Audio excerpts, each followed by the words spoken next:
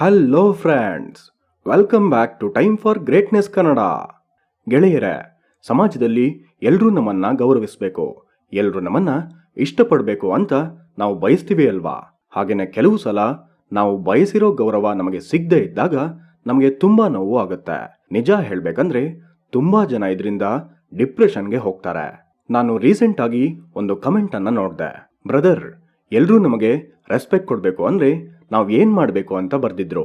ಹಾಗೇನೆ ಇನ್ನೊಬ್ಬ ವ್ಯಕ್ತಿ ನಮ್ಮನ್ನ ಇಷ್ಟಪಡದೆ ಇರೋರಿಂದ ಹೇಗೆ ದೂರ ಇರಬೇಕು ಅಂತ ಕೇಳಿದ್ರು. ಹಾಗೇನೆ ಮತ್ತೊಬ್ಬ ವ್ಯಕ್ತಿ ನಮಗೆ ಬೆಲೆ ಕೊಡದೇ ಇರೋರಿಗೆ ನಾವು ಯಾಕೆ ಬೆಲೆ ಕೊಟ್ಟು ದುಃಖವನ್ನ ಅನುಭವಿಸ್ತಿದೀವಿ ಅಂತ ಕೇಳಿದ್ರು. ಈ ತರದ ಕೆಲವು ಕಮೆಂಟ್ಸ್ಗಳು ಬಂದಿದ್ವು. ಇದಕ್ಕೆಲ್ಲ ಉತ್ತರ ಏನು ಅಂದ್ರೆ, ರೆಸ್ಪೆಕ್ಟ್ ಅನ್ನ ನಾವು ಎಕ್ಸ್ಪೆಕ್ಟ್ ಮಾಡ್ತಿರ್ತೀವಿ. ಕೆಲವು ಸಲ ನಾವು ತುಂಬಾ ಇಷ್ಟಪಟ್ಟಿರೋ ವ್ಯಕ್ತಿ ನಮಗೆ ರೆಸ್ಪೆಕ್ಟ್ ಕೊಡ್ಲಿಲ್ಲ ಅಂದ್ರೆ ತುಂಬಾ ದುಃಖವನ್ನ ಅನುಭವಿಸ್ತಿರ್ತೀವಿ. ಇನ್ನೂ ಕೆಲವು ಸಲ 4 ಜನದ ಮುಂದೆ ಒಬ್ಬ ವ್ಯಕ್ತಿ ನಮಗೆ ಅವಮಾನ ಮಾಡಿದಾಗ ತುಂಬಾ ದುಃಖ ಅನ್ಸುತ್ತೆ. ನಮಗೆ 4 ಜನದ ಮಧ್ಯೆ ರೆಸ್ಪೆಕ್ಟ್ ಸಿಗ್ಲಿಲ್ಲ ಅಂದ್ರೆ ಅವಮಾನದ ತರ ಫೀಲ್ ಆಗ್ತೀವಿ. ಈ ದಿನಗಳಲ್ಲಿ ರೆಸ್ಪೆಕ್ಟ್ ಅನ್ನೋದು ಸಂಪಾದನೆ ಮಾಡೋ ಹಣದಿಂದ ಅಥವಾ ಒಬ್ಬ ವ್ಯಕ್ತಿ ಮಾತಾಡೋ ವಿಧಾನದಿಂದ ಹಾಗೆ ಅವರ ಒಳ್ಳೆತನದಿಂದ ಕೂಡಿರುತ್ತೆ. ಹೀಗೆ ಹೇಳ್ತಾ ಹೋದ್ರೆ ಎಷ್ಟೋ ವಿಷಯಗಳಿಂದ ರೆಸ್ಪೆಕ್ಟ್ ಅನ್ನೋದು ಸಿಗುತ್ತೆ. ಅಷ್ಟಕ್ಕೂ ನೀವು ಏನ್ ಮಾಡಿದ್ರೆ ನಿಮ್ಮ ಜೊತೆ ಇರೋರು ನಿಮಗೆ ರೆಸ್ಪೆಕ್ಟ್ ಅನ್ನ ಕೊಡ್ತಾರೆ ಅನ್ನೋ ವಿಷಯಗಳ ಬಗ್ಗೆ ಈ ವಿಡಿಯೋದಲ್ಲಿ ತಿಳ್ಕೊಳ್ಳೋಣ.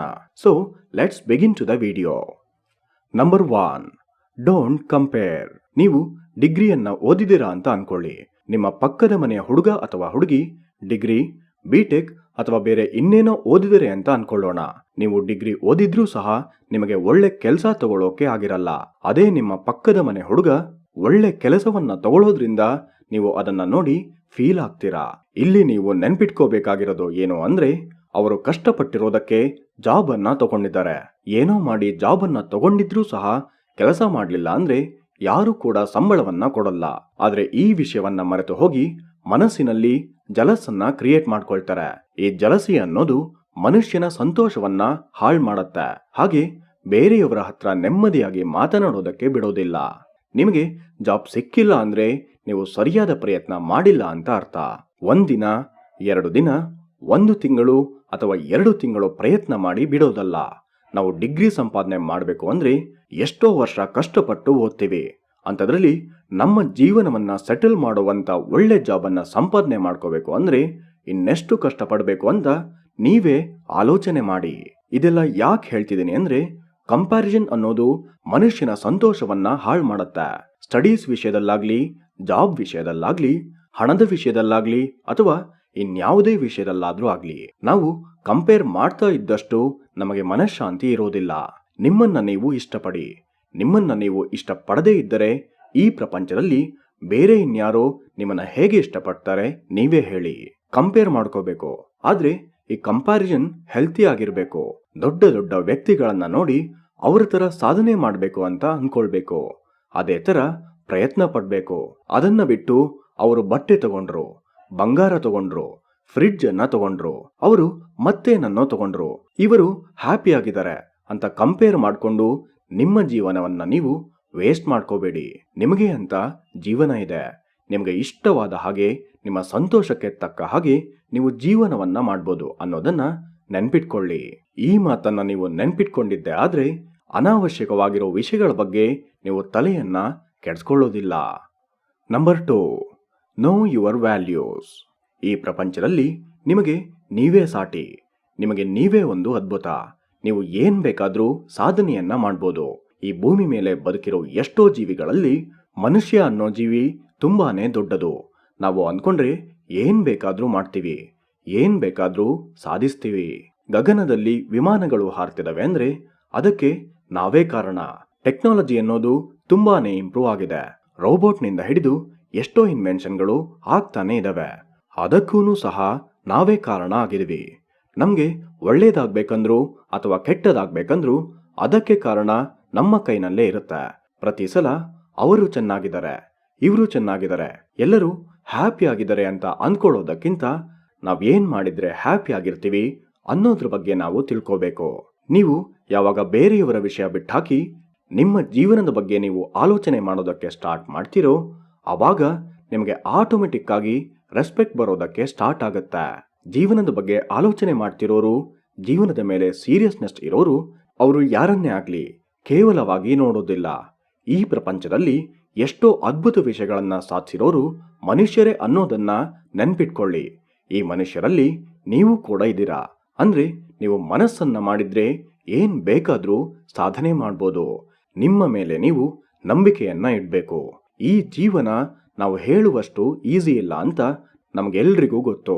ಈ ವಿಷಯಗಳನ್ನೆಲ್ಲ ಯಾರು ಅವರ ಜೀವನದಲ್ಲಿ ನೆನ್ಪಿಟ್ಕೊಳ್ತಾರೋ ಅವರು ಖಂಡಿತವಾಗ್ಲೂ ಗೆಲ್ತಾರೆ.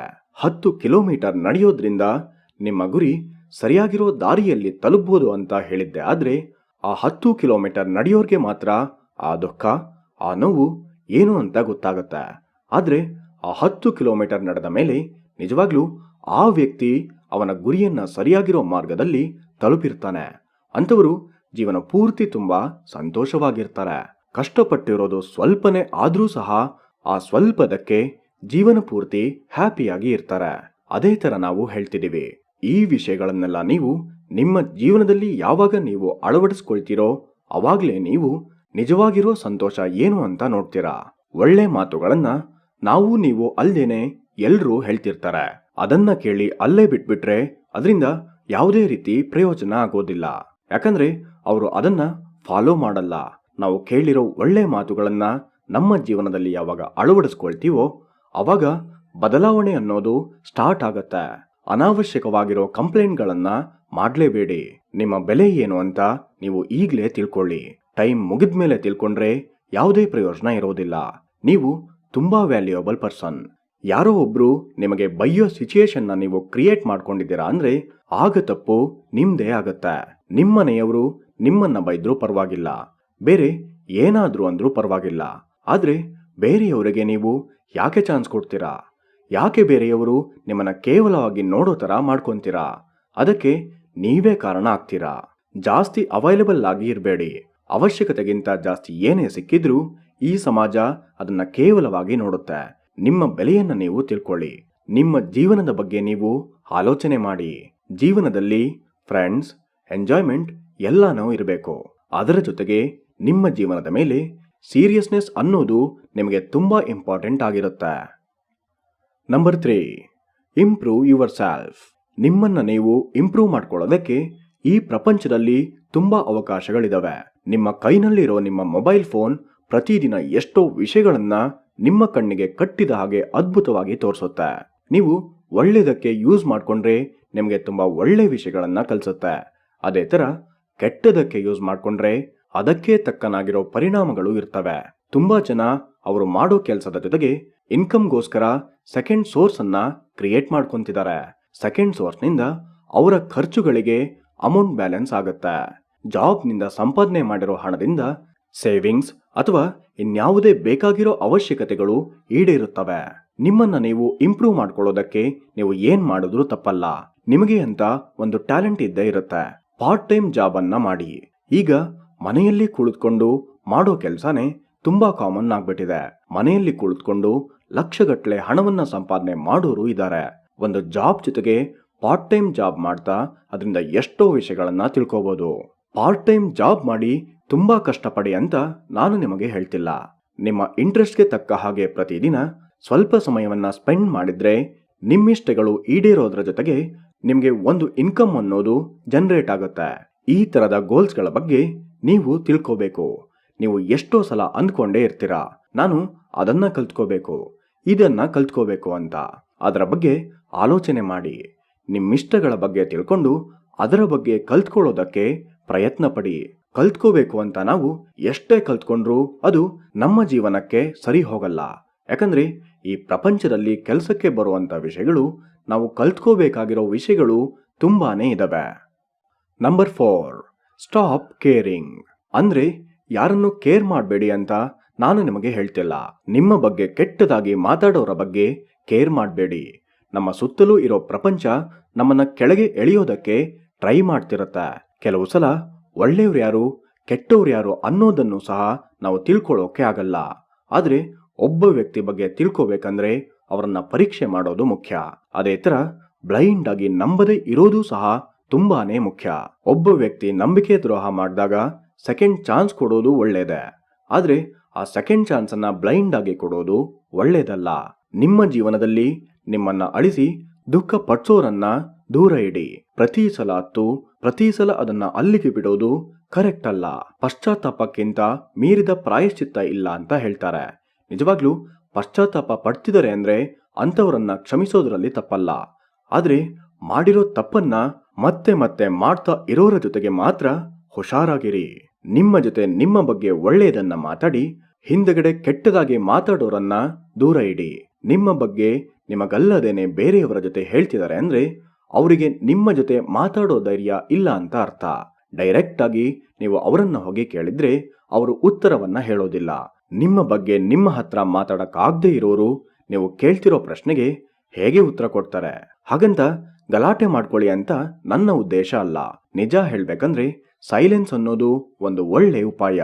ಗಲಾಟೆ ಮಾಡ್ಕೊಳ್ಳೋದಕ್ಕಿಂತ ಸುಮ್ಮನೆ ಸೈಲೆಂಟ್ ಆಗಿ ಹೋಗೋದು ಒಳ್ಳೇದು ಅಂತ ನಾನು ಹೇಳ್ತೇನೆ. ನಿಮ್ಮ ಪ್ರತಿಕ್ರಿಯೆಗಳು ಹೇಗಿರ್ಬೇಕು ಅಂದ್ರೆ ಅದನ್ನ ನೀವು ಸಾಧನೆ ಮಾಡಿ ತೋರ್ಸೋ ತರ ಇರ್ಬೇಕು. ನಿಮ್ಮ ಸಕ್ಸಸ್ ಹೇಗಿರ್ಬೇಕಂದ್ರೆ ನಿಮ್ಗೆ ದುಃಖ ಕೊಡೋರ ಮುಖಕ್ಕೆ ನೀವು ಹೊಡೆದ ಹಾಗೆ ಇರಬೇಕು. ನಿನ್ನ ಕೈಯಲ್ಲಿ ಏನೂ ಮಾಡೋಕ್ಕಾಗಲ್ಲ ಅಂತ ಹೇಳಿರೋರು ಸಹ ನಿಮ್ಮನ್ನ ನೋಡಿ ನಾಚಿಕೆ ಪಡ್ಕೋಬೇಕು. ನಾವೇನು ಸಾಧಿಸೋಕ್ಕಾಗಲ್ಲ ಅಂತ ಅನ್ಕೊಂಡ್ರೆ ನಾವು ನಿಜವಾಗ್ಲೂ ಏನನ್ನೂ ಸಹ ಸಾಧಿಸಲ್ಲ.